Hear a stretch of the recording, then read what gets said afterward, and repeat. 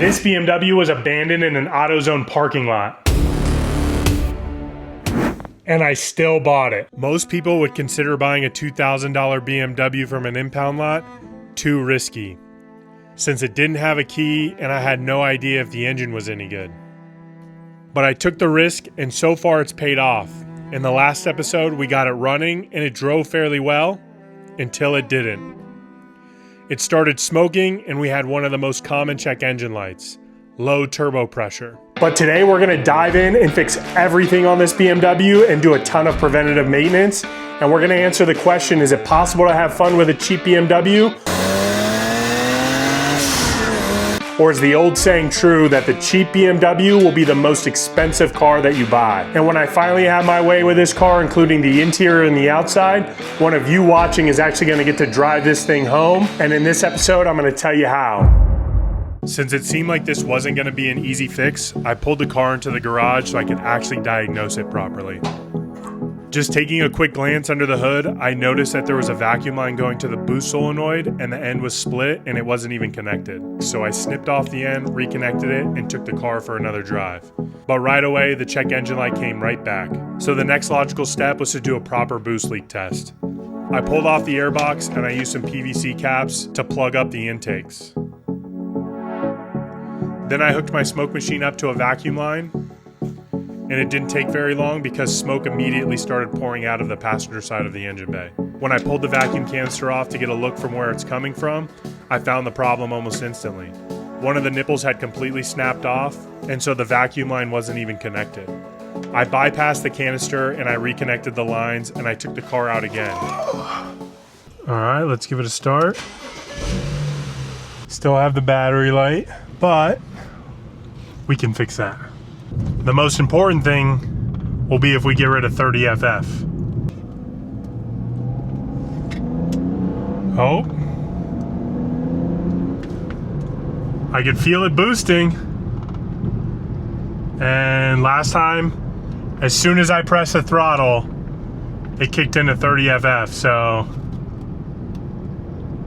just those little things on these cars will cause havoc. Uh-oh, the ABS light is on now. I'm getting all kinds of lights. I'm thinking that could be related to the battery alternator issue. Now I'm gonna see if this car will turn off and then turn back on. Yeah. I scanned the codes and sure enough, there was an alternator code. But this is also where the project gets officially introduced to the saying, while we're in there. I took a look underneath to try to figure out where the smoke was coming from. The downpipe was completely covered in oil. And it was pretty obvious it was coming from a valve cover gasket leak. And there was also some oil from the oil cooler lines leaking. So now what started as a boost leak was quickly turning into a full N54 survival kit. But luckily when FCP Euro heard about all this, they sent over basically everything I needed to refresh this car properly. So first up, the alternator. Unfortunately on the N54, to do the alternator properly, you have to remove the intake manifold. But before touching anything electrical, I disconnected both battery terminals because the last thing you want to do is accidentally ground the alternator wire. While removing the charge pipe and diverter valves, they basically disintegrated in my hands. This is pretty common because they're made of plastic and go through a lot of heat cycles. But eventually I wrestled the intake off, and this is when I got the first look at the intake valves. I genuinely don't think this car has ever been walnut blasted, which is one of the things people neglect the most on this car. The amount of carbon buildup was insane because the PCV systems on these cars are notoriously bad. And to get the alternator off, I had to remove the serpentine belt, which was definitely showing some wear, but luckily FCP Euro had that on their list. From there, you can wiggle out the alternator, but this is not even the hard part. It's getting it back in. And here I have a $100 alternator off of Alibaba, and before everyone freaks out, I bought an AC compressor for my Ferrari off of Alibaba 2 years ago, and somehow it still works perfectly, so I figured why not gamble again.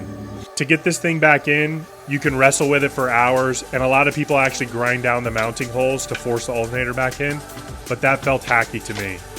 So instead, I loosened up the AC compressor and pushed it out of the way so I can loosen the bracket. And honestly, it took 10 minutes and it made the alternator slide in almost effortlessly.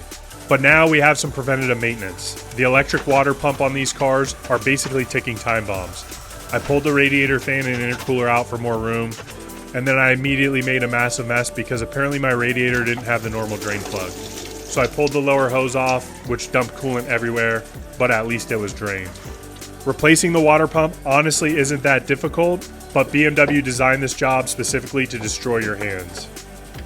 Eventually I got the new water pump and thermostat in and moved on to the biggest oil leak on the car, the valve cover gasket. First, I pulled the fuel rails and the fuel lines that go across the valve cover and connect to the injectors. Then I pulled the ignition coils, the spark plug tubes, and I wrestled the wiring harness out of the way. From there, it takes some finesse, but you can finally get the valve cover off, and when I did, honestly, the inside of the engine looked shockingly clean, which proves regular oil changes and maintenance actually matter. The gasket itself wasn't completely hardened, but it wasn't as pliable as it needed to be to actually seal. And here a lot of people think you need only OEM parts on this BMW, but L-Ring makes gaskets that are solid OEM quality for a lot less money. I got the valve cover back on and torqued down all the bolts, all 31 of them. And before putting everything back together, I figured I might as well do the oil filter housing gasket, because at this point, why not? But now, it was finally for the job I had been avoiding the most, walnut blasting. This job isn't very difficult, but it's just unbelievably messy. Basically, you blast crushed walnut shells into the intake valve to remove all the carbon buildup from the direct injection. You really do not want walnut shells getting inside your engine, but they are highly flammable, so if a little ends up inside, it's not the end of the world like it would be if you got sand in there. But to avoid that at all costs, I rotated the engine so the valves were closed on whichever cylinder I was working on. Then I hooked up this vacuum adapter that lets you blast and vacuum the shells out at the same time. And honestly, with the right setup, the carbon comes off surprisingly fast. With about 30 to 45 seconds per cylinder, the valves already look dramatically better. And you could spend forever trying to make them perfect, but eventually you just start wasting walnut shells. So after I got them mostly clean, I put the vacuum back on and I just blew out as much as I could with just compressed air this time. Once the valves were clean, I pulled off the throttle body because I'm going to end up replacing this O-ring, and then I gave the manifold a quick cleaning. I put in fresh gaskets from L-Ring, and I started reassembling everything. But like I said early, since these cars have a pretty terrible PCV system, we're going to do an oil catch can.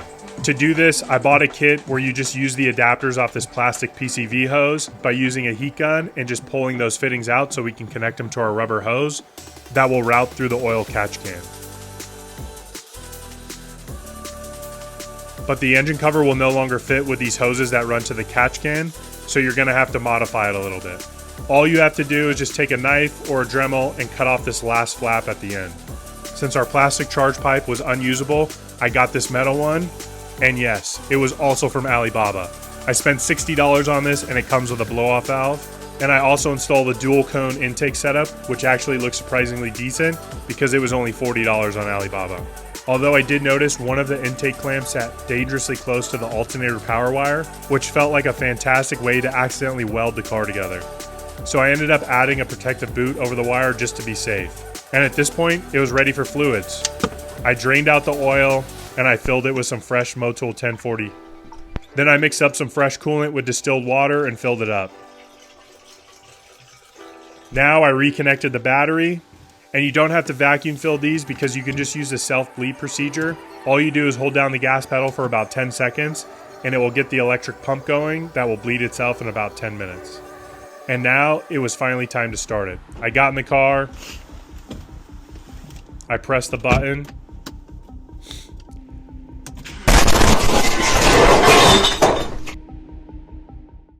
so when I started the car, it had a pretty nasty misfire, so I shut it down pretty much right away. And then I scanned the codes, and there was a code for cylinder 2 misfire, but there wasn't really any other information.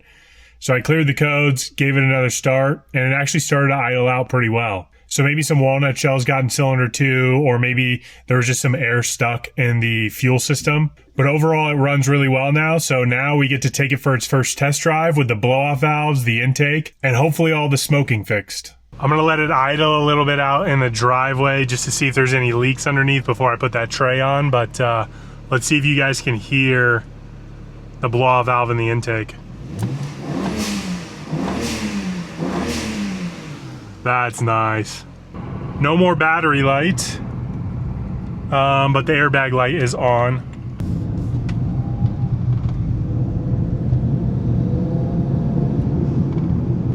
Oh wow, even just 2,500 RPM. I could hear the intakes in the blow-off valve. Ooh.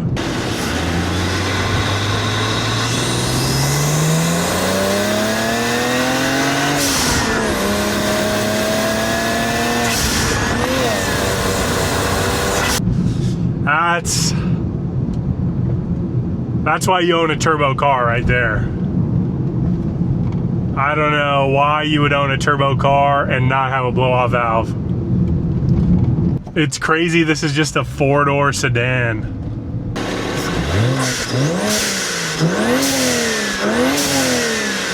Now, after hearing those turbo noises and that blow-off valve, you have to be wondering, how the heck do I win this car? But even though this car feels and sounds like a sports car again, it still looks like it was dragged out of an impound lot. So over the next 90 days, I'm completely transforming this BMW.